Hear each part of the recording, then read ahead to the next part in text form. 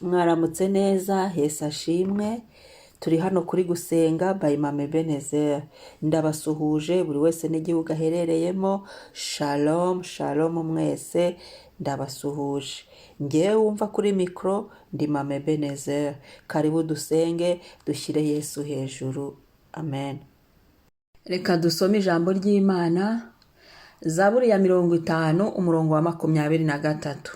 Haravuga ngo untambira ishimwe wese abanyubahiriza, kandi utunganya ingeso ze nzamwereka agakiza k'Imana. Untambira ishimwe wese abanyubahiriza, kandi utunganya ingeso ze nzamwereka agakiza k'Imana. Ngiyo mwaramutse, shima Imana. Ngiyi mwaramutse, tunganya ingeso zawe nanjye ntunganye zawe. Kandi mwaramutse iravuga ngo akira agakiza k'Imana. Imana igukize mu nzira zawe zose. Imana inkize mu nzira zanjye zose. Imana itwereke gukiza kwayo. Ni muri domene nyinshi z'ubuzima bwacu. Mu rugendo rw'agakiza dukeneye ko Imana idukirizamo. Mu rugendo rw'ubuzima dukeneye kubona gukiza kw'Imana. Yemwe iby'Imana yadukiza ni byinshi. Untambira ishimwe abanyubahiriza. Byuka ushime, zinduka ushime Imana. Ubyutse amahoro, fungura umunwa ushime Imana. Haguruka ushime Imana. Yemwe ndimo ndakomanga. Zinduka ushime, zinduka ushime. Yemwe. Nimuzinduke mushime Imana. Bwakeye. Byuka ushime Imana. Umunsi twawubonye ku buntu. N'ubuntu ndi gukomanga. Zinduka ushime Imana. Fungura umunwa ushime Imana. Haguruka ushime Imana. Ramburira Imana amaboko uyishime. Iguhaye ubuzima, impaye ubuzima. Dushime Imana. Niyo mpamvu nkunda kuvuga ngo fungura umunwa ushime, fungura umunwa usenge, haguruka usenge, byuka usenge. Burakeye, fungura umunwa ushime Imana. Untambira ishimwe wese abanyubahiriza. Reka dushime Imana. Mana turagushimye, wowe uduha umunsi ku buntu. Haleluya. Uduha umunsi ku buntu Mwami. Ukaduha umunsi ku buntu, ntacyo twatanze, ukabiduhera ubuntu, ukavuga ngo nitwongere tubeho. Turagushimiye umunsi uduhaye, turagushimiye ineza yawe, turagushimiye gitare cyacu, turagushimiye ni wowe ubikoze. Mwuka wera w'Imana, wowe udusubizamo umwuka tugahumeka. Erega iyo umuntu aryamye ngo aba ari mu gicucu cy'urupfu. Yayiwe, haleluya. Ariko uravuze ngo nitubeho, wongeye kudukangura ngo tubeho. Natwe tubayeho kuko ubivuze, kuko ubiduhaye. Amaboko yacu abayeho, ubuzima bwacu bubayeho. Yewe Yesu we, umutwe wacu ubaye, igihimba kibaye, amaguru n'amaboko. Turiho ku bwawe Mwami. Ubishimirwe, utanga ubuzima. Turagushimiye, tukuramburiye amaboko. Ni wowe Mana. Ushimwe Mana itanga ubuzima. Ushimwe Yesu wewe mukiza, udukiza tukagira ubuzima. Ushimwe Mwuka wera w'Imana, wowe udusubiza mu mwuka tukagira ubuzima, tugahumeka ku buntu. Haleluya. Twakiriye uyu munsi uduhaye, twakiriye ubuntu bw'umunsi, turabyakiriye. Ushimwe Mwami, ngo kandi utunganye ingeso ze. Reka dusenge uyu munsi. Wihane. Hari ikintu ubona cy'icyaha, ukihane nyabone. Kwihana, gutunganya ingeso zacu. Tugira ingeso nziza.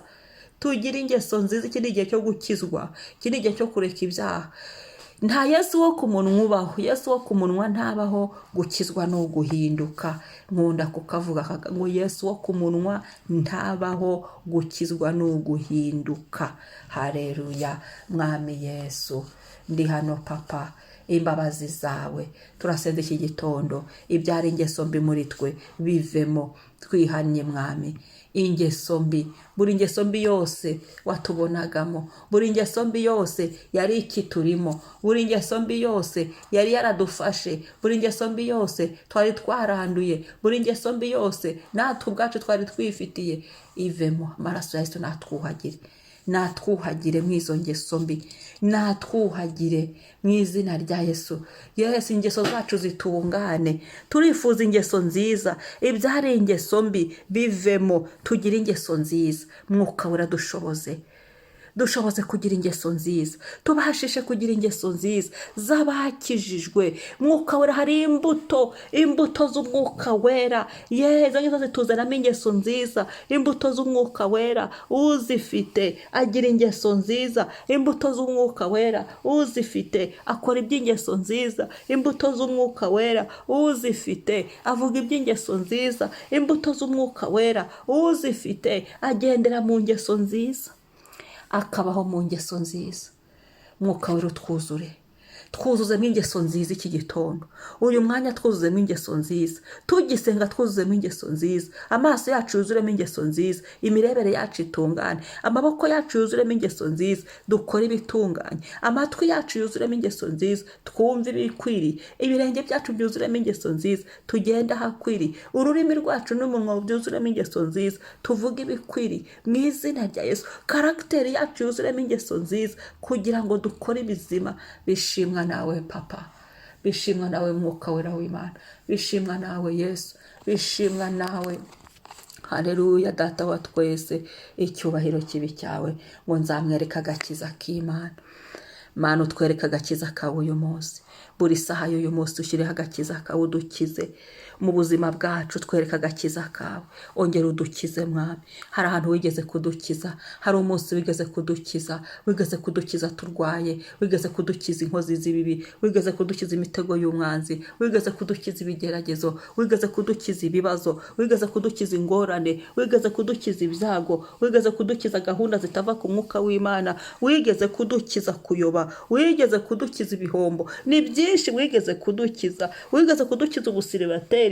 Ni wongera udukize, hari ahandi tugishaka ngo udukize, ongera werekane agakiza kawe, ongera udukize, dukize Mwami, ongera utwereke gukiza kwawe, ongera utwereke gukiza kwawe, tukubona udukijije. Mwuka wera w'Imana, tukubona udukijije. Yesu, tukubona udukijije. Mana, tukubona udukijije, aho twari dukeneye kudukiza hose, tukubona udukijije Mwami.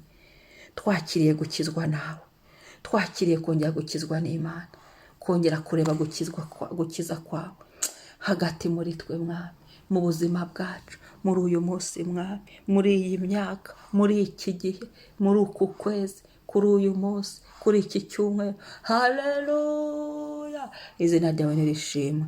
Urakoze, ndagushimiye none n'iteka ryose. Amen, amen. Umunsi mwiza, icyumweru cyiza. Shalom. Ningo wongera ubone gukiza kw'Imana, wongera utunganye ingeso zawe, kandi ushima Imana. Imana niyo gushima. Akaba ari ubwa mbere ugeze hano kuri iyi channel, ukore subscribe kandi umusangize n'abandi bamenye kwisengera mu gitondo. Erega nawe ubagiriye neza, bakabyuka bagasenga, babyutse bakomangira uboherereza iyi video. Umunsi mwiza.